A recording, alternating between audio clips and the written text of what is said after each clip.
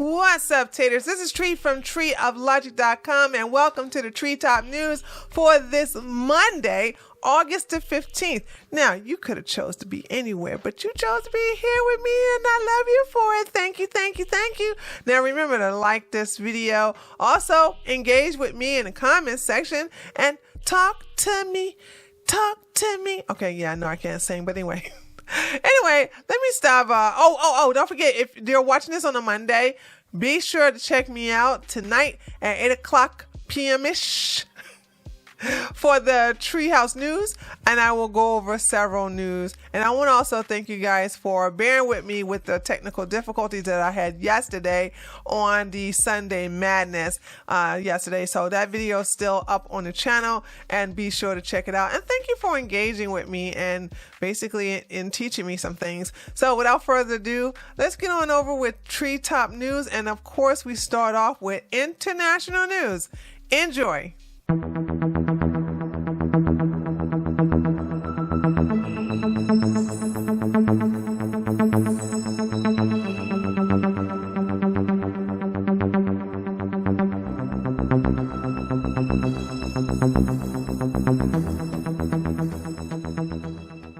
Taters, we're going to file this under beggars are choosers.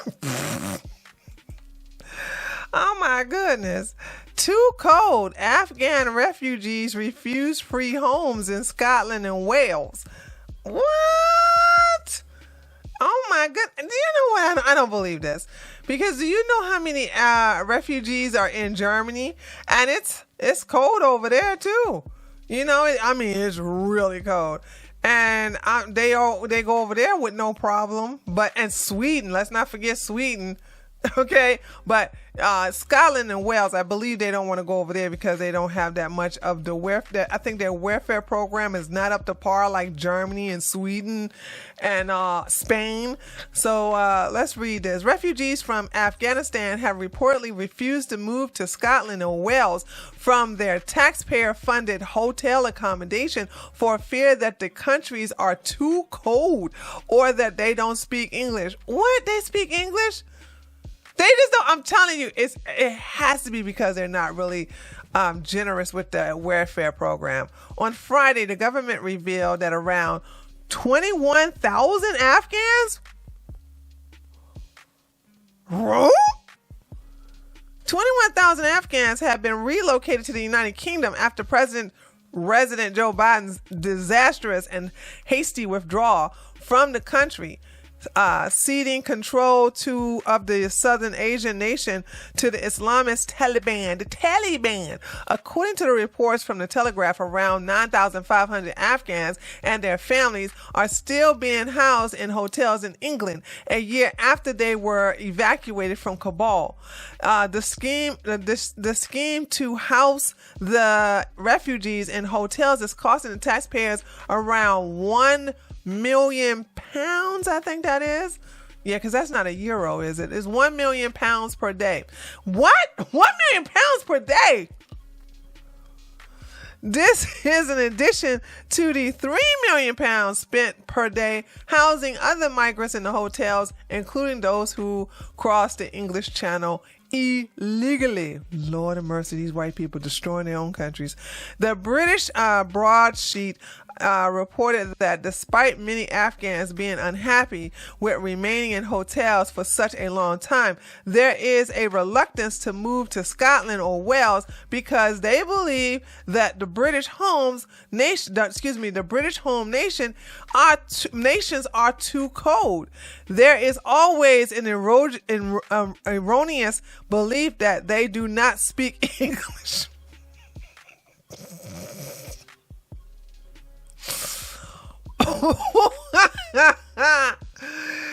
Okay.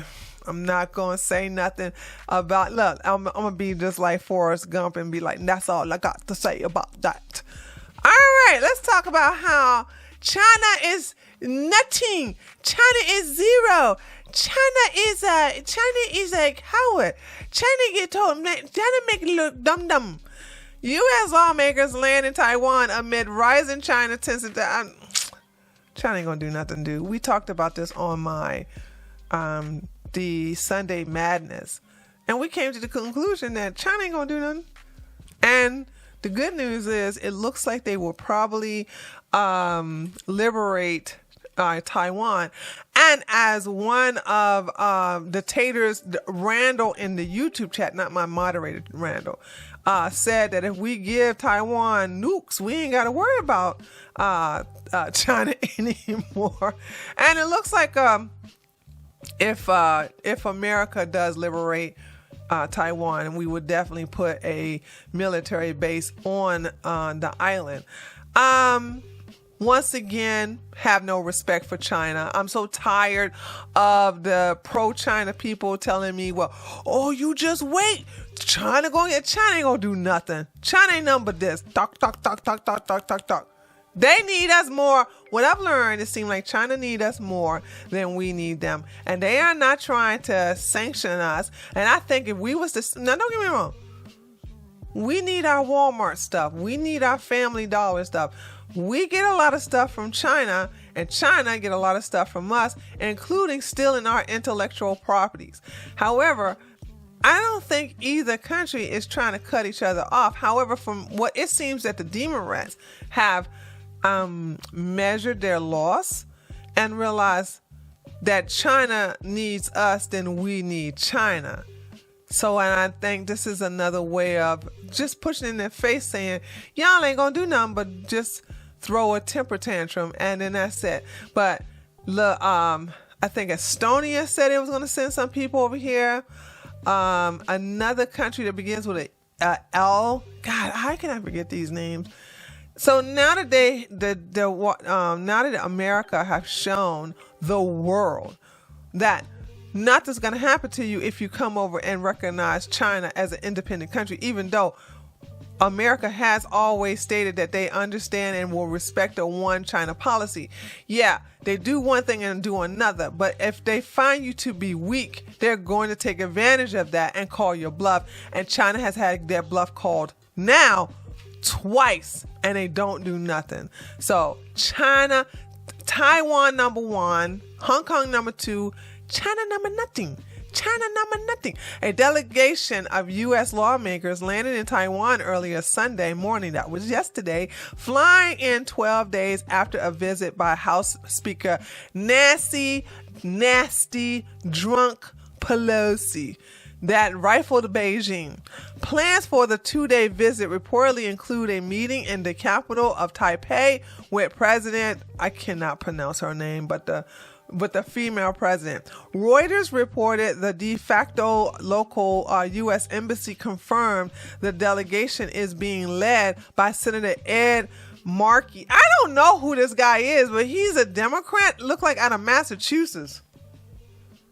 Is he a state Democrat? I've never seen him before in my life. Accompanying him are 4 other lawmakers on what it described as a larger diplomatic sweep through the Indo-Pacific region. Probably 4 other demon rats. I don't know none of these people. But yeah, they're really saying, y'all ain't gonna do nothing. And yeah, China is not doing anything. And they lost so much. They really lost a lot of face. They really did. Like, no one is taking them seriously now. And you got small little rinky-dinky countries in the Baltics area telling us, oh, we're going to go over there too. You know what I'm saying? We're going to go over there too. I wouldn't be surprised if y'all have the little beggar guy who likes money and weapons to come over there and start flexing over there too, huh? Swear. Anyway, I had another story that I want to talk in reference to the border. They were interviewing some people in Mexico, but I mean, you guys know what's going on. The border is wide open. We have hundreds of thousands every day of these people coming through our country illegally, and there's nothing we can do because this is what happens when you have a demon rat as the president in the White House. But anyway, that concludes international news. Let me know what you think, and let's move over to national and local news.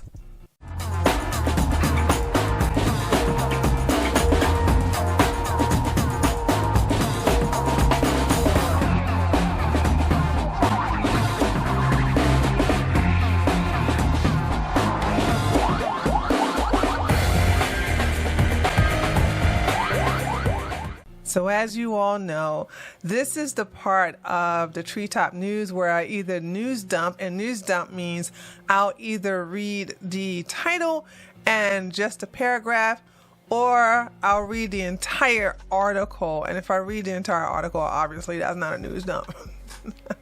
That's just the news. So let's get started with the raid. Trump raid. DOJ allegedly seized privileged attorney-client materials. The Department of Justice, also known as the DOJ, allegedly took materials that contain privileged attorney-client communications in its raid last Monday, not a search, a raid on former President Donald Trump's home at Mar-a-Lago, Florida. The claim, reported by Fox News, raises new questions about the DOJ's tactics, as well as doubts about whether the DOJ would be able to use any of the seized material in a hypothetical prosecution of the former president. I doubt it very seriously. I think they got nothing. I think Trump knew this was going to happen, and he made sure they didn't get anything. But get rid of the FBI as far as I'm concerned. Not defund the FBI. Abolish them. I hate to give you guys more bad news, but this is something that's not going to shock you. We can look at some of these pictures, but they're not going to be like, oh no, is that what's happening at our border? We kind of like got it already. We already know what's happening down there. Exclusive photos, 700 migrants cross in 5 hours at Texas border town. And here's some pictures, and there are pictures, and there's some pictures, and there's some pictures. So you kind of get what's going on, right? Do we have to go some more pictures? There's some pictures. Oh my God. I'm just being honest. Like, they got like for the rest of this year to do this. And how are you going to get all these people out when Trump gets into office 2024? I really don't understand that. All right, moving right along. CBS pushes study blaming climate change for rising childhood obesity rates. No accountability to bad parenting. But and I will have to say not bad parenting, but there are some traumatic situations, some traumatic incidents that happened to the child that was not the parent's fault, and weight is a way that they use to cope, and so they need to have psychological counseling and therapy for these type of kids. But for the kids who have never experienced any type of trauma, they're just inactive. That ain't the climate change problem, okay? The climate change didn't do that, okay? The climate change did not make you eat fiery Doritos. The climate change did not make you eat Haagen-Dazs with some pound cake. It didn't make you eat pizza every day.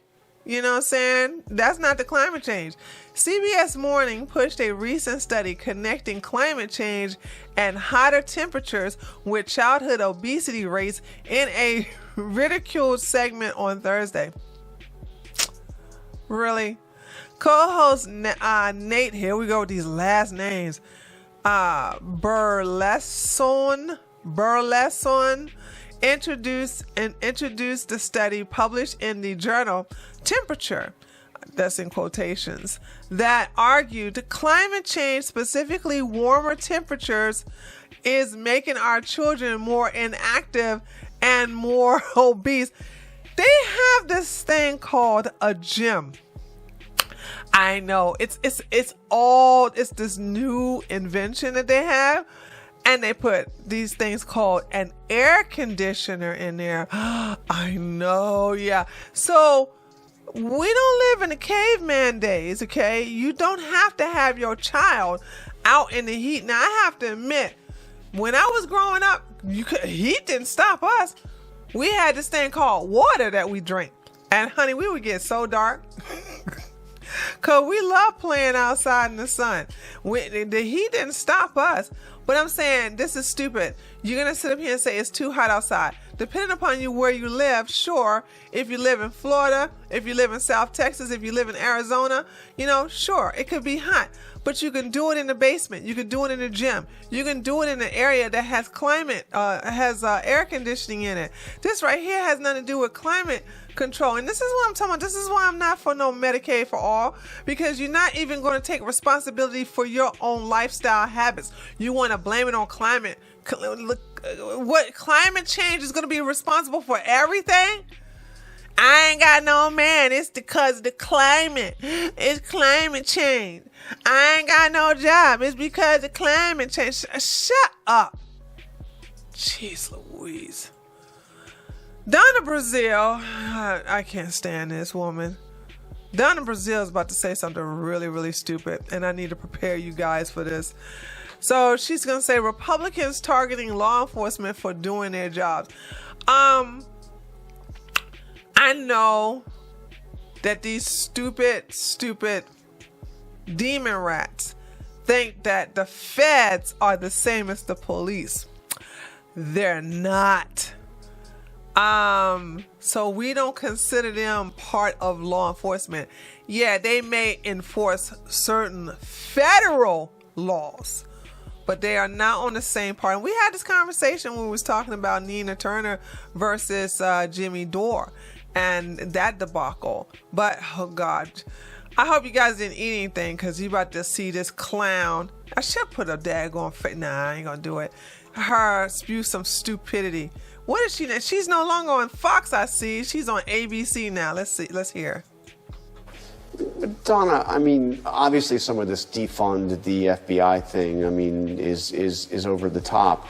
But are you concerned about the way the country is divided on something that you see, these impassioned supporters of Donald Trump making these allegations about our about our law enforcement?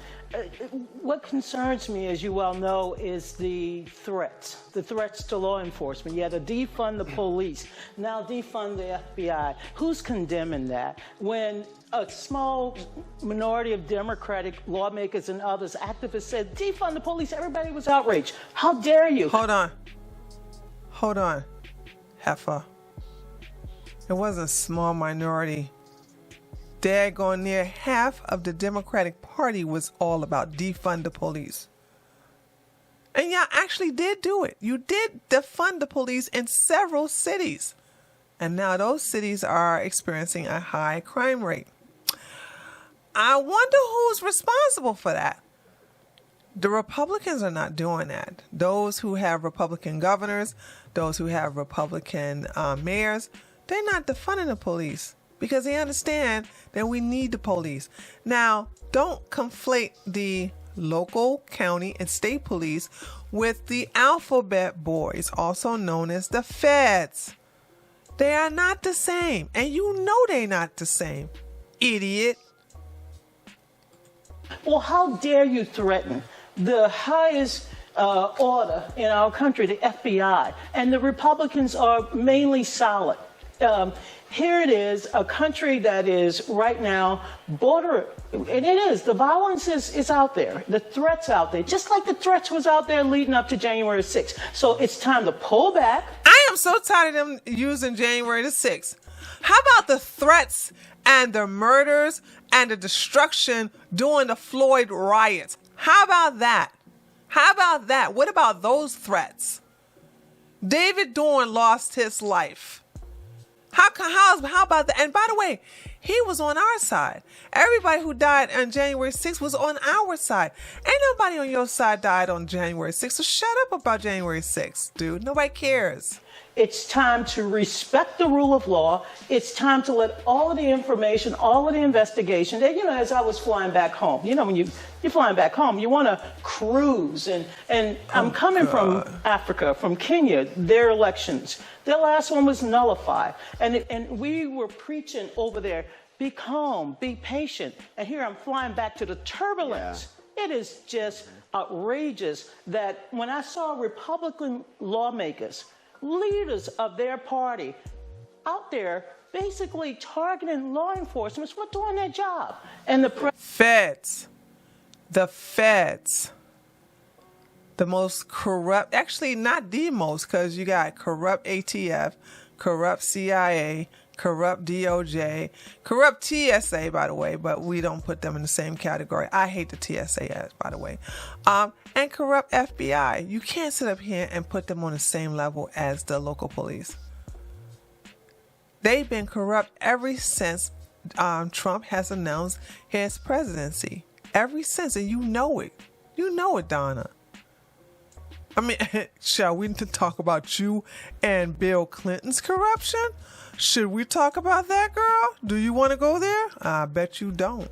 President, the former president. Let's start calling him the former president. Yeah. No, the president. I'm not going to say the former President Trump. President Trump. Because I know it pisses y'all off. Call him the president. He's the former president. Is acting and behaving like a toddler. The defeated former president. But Sarah, you are a former spokesperson. Okay, that's the end of that. All right. Oh, God, man. She gets on my nerves so bad. Roy Moore won his defamation lawsuit. Yes! That'll teach them old lying demon rats.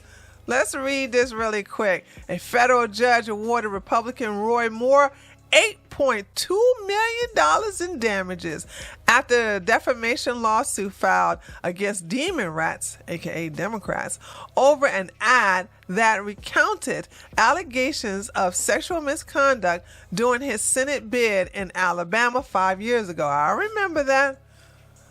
I remember that big time. The verdict handed down by a jury in Anniston, Alabama, was a victory for Moore, who had already lost other defamation lawsuits, including one against Sacha Baron Cohen. Oh, yeah, for his movie. We are very grateful to God for the opportunity to help restore my reputation, which was badly damaged by the 2017 election, Moore said in an interview with Fox News. Republican Moore is a former judge. Oh, we know who Moore is. Congratulations, Roy Moore. You know what I'm saying? By the way, can you send a couple of $100 my way? You know what I'm saying? I could use it. All right, the Army, good news, by the way. The Army has just 7 weeks to meet its recruitment targets this year. It's only at 52% of the way there. Now, that is up from 30% because they were at 30. Or was it 40%? 40%. I keep forgetting that. I keep forgetting not love anymore. Okay, so they were at 40% back in May. And so they got 12% up there. Oh my goodness. All right, let's read this for a second. Let me darken this up. The United States Army is projected to fall well short of its annual recruitment goal this year, having met only a little more than half of its target for fiscal year 2022. Army Secretary Christine last names, I swear. What's this? Warmoth told NBC News Friday that the Army has recruited only 52% of its goal for the fiscal year of 2022 and is expected to be short by as many as 15,000 recruits. Yay! That woke Army. That's what you guys get for going woke. We are right now at about 52% of the mission that we had originally set for ourselves. So we've got a ways to go. And obviously we only got about a month or so until the fiscal year ends, she said. I would say we're going to be about 12 to 15,000 recruits short this year. Hallelujah. Okay, hold on. Hallelujah. All right, let's move on to this. At least 3 people shot in the parking lot of Six Flags Great America and Metro Chicago. Do you need to really know who did it? You kind of know who did it, right? Yeah. So moving on. Louisiana Supreme Court rejects appeal in abortion case, letting state ban take effect. So those of you hussies over there in Louisiana, if y'all trying to get your abortions, I suggest you move to New York, California, Oregon, or the state of Washington, or Washington, D.C., because abortion's going to be banned over there in Louisiana. Crisis came. Minnesota Teacher Union. Oh, this is bad. This right here is not good. I don't mean to laugh at this. This is another anti-white situation in Minneapolis. Minneapolis Teachers Union contract stipulates white teachers to be laid off first. The latest Minnesota Teachers Union contract stipulates that the white teachers will be laid off first. This has nothing to do with seniority or quality of work. It is now all about skin color, which is illegal, and they can get sued. So somebody's gonna have to take the reins and sue these people. They can't do that. You cannot be fired for the color of your skin, and you can't be like, well, y'all gotta go first. No, it don't work that way. Y'all can win these lawsuits. Y'all just got to get the guts to just sue them. A Minneapolis Teacher Union contract stipulates that white teachers will be laid off or reassigned before educators of color. In the event, Minneapolis Public Schools MPS needs to reduce staff. After the Minneapolis Federal of Teachers MFT and MPS struck a deal on March the 25th to end a 14-day teacher strike, the two sides drew up and ratified a new collective bargaining agreement complete with various proposals. One of the proposals dealt with educators of color protections. The agreement states that if a non-white teacher is subject to excess, MPS must access a white teacher with the next least seniority. Yeah, I better sue. Sue.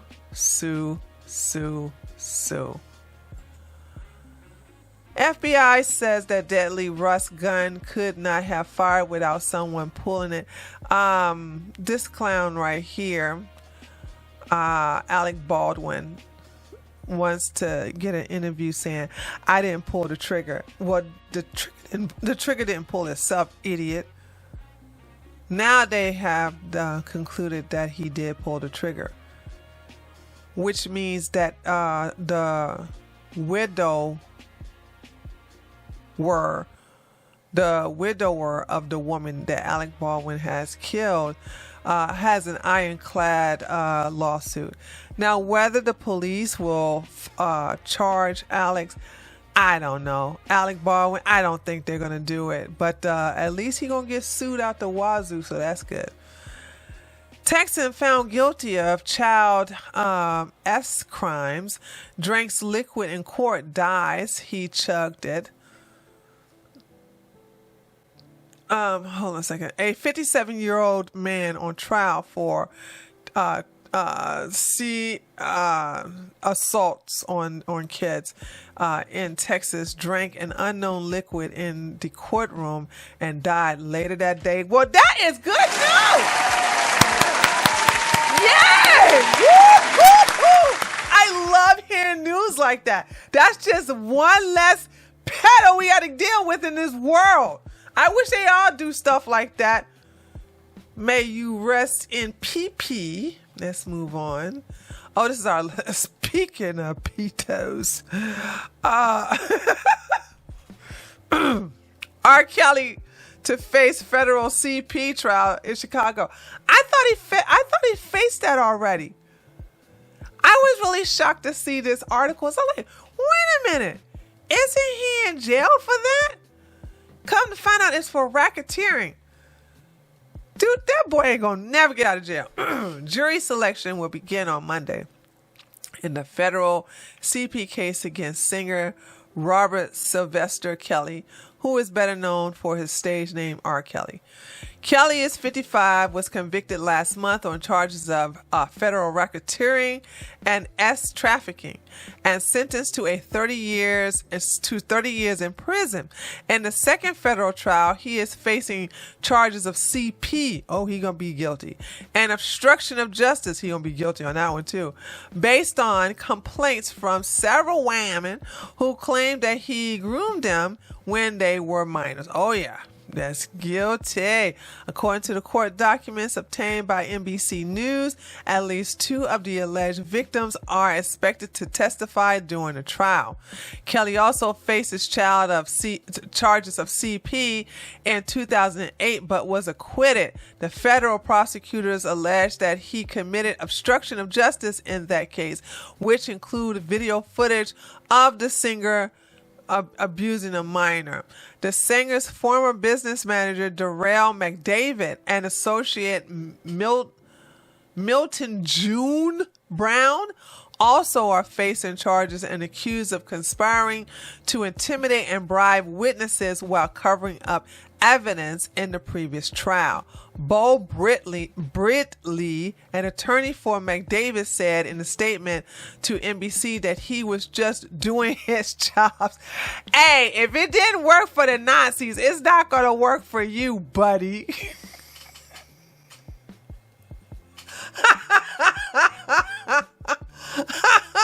Oh my God. Anyway, that concludes this segment of national and local news. I don't have a social media news for you, nor do I have a ridiculousness, nor do I have a feel good. They're not as easy to find on a Monday. So once again, if you come across any, let me know, but we will not have one of those for today. And there you have it, taters, the conclusion to the Treetop News for this Monday, August the 15th. Like I said earlier, I apologize I don't have a ridiculousness or a social media news or a feel-good news. It's easy for me to get international and national news, but I do a lot of hunting for the other news, unless it's just in my face. Then I just show it to you. But I did make a specific video for my Liberty South Media channel where I addressed the Jimmy Dore and Nina Turner infighting. So if you want to check that out for bonus videos, you can do so. But anyway, make sure that you leave a like. I want to give a thanks to Anita. Anita gave a $10 donation last Friday. I meant to thank her in the beginning, but it just popped into my head just right then and there. So there, I remember.